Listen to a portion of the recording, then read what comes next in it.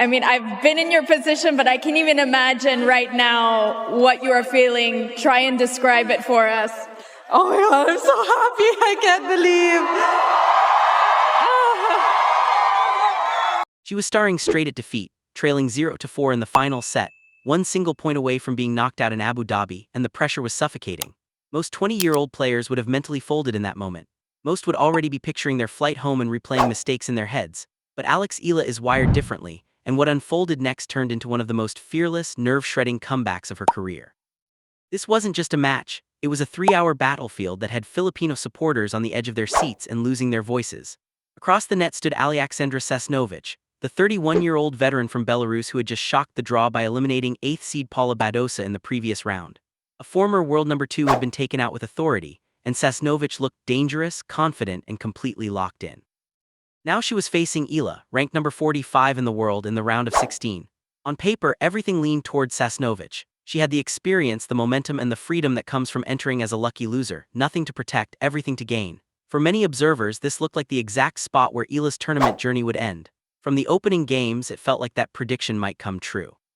Sasnovich exploded out of the gate, striking clean winners, redirecting pace, and forcing Eala to sprint corner to corner. Every rally felt uphill for Alex. Timing was off, errors crept in, and her usual rhythm just wasn't there. The first set disappeared quickly, 6-2, and it wasn't particularly competitive. Watching it live, you could almost feel the momentum tilting hard to one side. When a seasoned player grabs the first set that comfortably, they usually tighten their grip and finish the job without hesitation.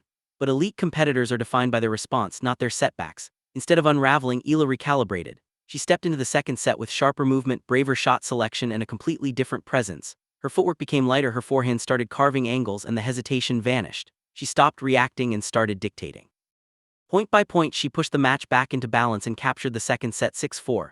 Suddenly, everything reset. One set each, new match, new tension. The crowd energy surged, especially the Filipino fans who sensed the shift and began roaring after every big point. Then came the deciding set, the stretch where reputations are built and matches become memories. Sasnovich refused to back off and stormed ahead again. One game, then 2, then 3, then 4 straight. In a blink, the scoreboard read 4-0. Eala was being broken repeatedly and Sasnovich was serving with authority. Another hold would make it 5-0 and essentially seal the outcome. The quarterfinal dream was hanging by a thread. In situations like that, many players switch into damage control mode, trying to avoid embarrassment instead of chasing victory. Eala chose defiance instead. She dug in and broke serve to get on the board, trimming the gap to 4-1. It was only one game, but it changed the emotional temperature. She wasn't done, not even close. What followed was the moment that separates fighters from contenders. She faced match point and refused to surrender. One more lost rally and it was over. Tournament finished. Opportunity gone. The stadium went quiet with tension. Fans held their breath, and Eala delivered under maximum pressure, producing the kind of clutch point that players remember for the rest of their careers. Whether it was a fearless strike or a perfectly placed serve didn't matter. What mattered was that she slammed the door on elimination. From that escape, the momentum flipped completely. Confidence flooded back into her game. She chased every ball, extended every rally, and applied constant pressure. The scoreboard began to tighten 2-4, then 3-4, then suddenly 4-4. 4 consecutive games, ripped away from an opponent who had nearly closed it out. The atmosphere inside the stadium turned electric, every cheer amplifying the tension, every point carrying playoff-level weight. Sasnovich, who once looked in full control, now had to fight just to stay level. Neither player gave an inch the rest of the way, trading holds and testing each other's nerves until the set demanded a final showdown and a tiebreak. After nearly 3 hours of grinding rallies, emotional swings, and physical strain, it all came down to a handful of points. And that is exactly where Eala played her boldest tennis. The tiebreak felt less like a game and more like a pressure chamber. Every serve, every return, every step carried the weight of the last 3 hours. Both players had emptied their reserves physically and emotionally, and now it came down to nerve control and pure competitive will. You could sense it, nobody was blinking, nobody was backing off. This was no longer about strategy alone, it was about courage under fire. Eala stepped to the line with the composure of someone who had already survived the worst possible scenario. When you've stared down match point and lived to tell the story, everything after that feels strangely clearer. Her shot selection became decisive. No hesitation, no half choices. She committed fully to each swing, driving through the court, trusting her patterns, trusting her instincts. Sasnovich answered with her own bursts of aggression, matching pace and depth, refusing to hand anything away cheaply. Point for point they battled, the mini breaks trading like body blows. The crowd reacted to every rally like it was championship point. Filipino supporters rose with every Eala winner, their cheers echoing through the arena and injecting adrenaline into her legs. Pressure like that can crush a player or it can lift them. For Eala, it became jet fuel. At 5-5 in the breaker, the tension was almost unbearable. One loose shot could decide everything.